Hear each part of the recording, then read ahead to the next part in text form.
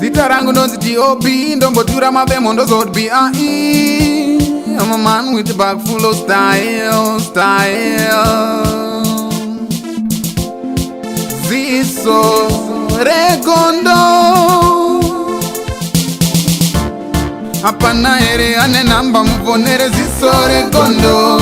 Apana ere ane namba muvonere Ziso Regondo. Pane ma artista kabuda offside nezuro. Pane ma artista kabuda offside nezuro.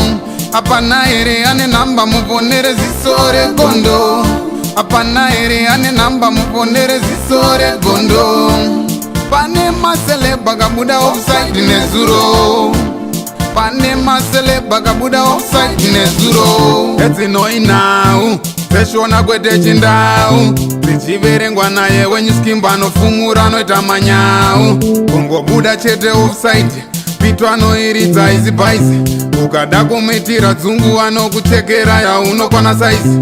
Saka pasop Ziso Regondo rikangokuona iwewe waita loss.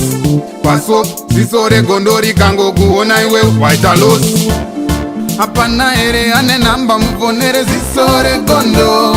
Apana ere ane namba muvonere Ziso Regondo. Pane ma artista kabuda offside nezuro. Pane ma artista kabuda offside nezuro.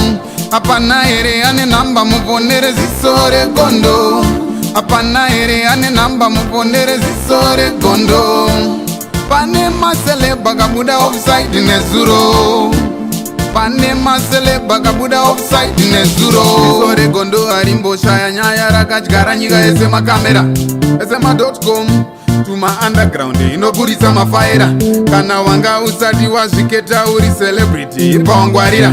Ziso rinokuspota uchifunga wakawanda mangwana tikakunyarira. Saka pasop Ziso Regondo rikangokuona iwewe waita loss. Pasop Ziso Regondo rikangokuona iwewe waita loss. Apana ere ane namba muvonere Ziso Regondo. Apana ere ane namba muvonere Ziso Regondo. Pane ma artista kabuda offside nezuro.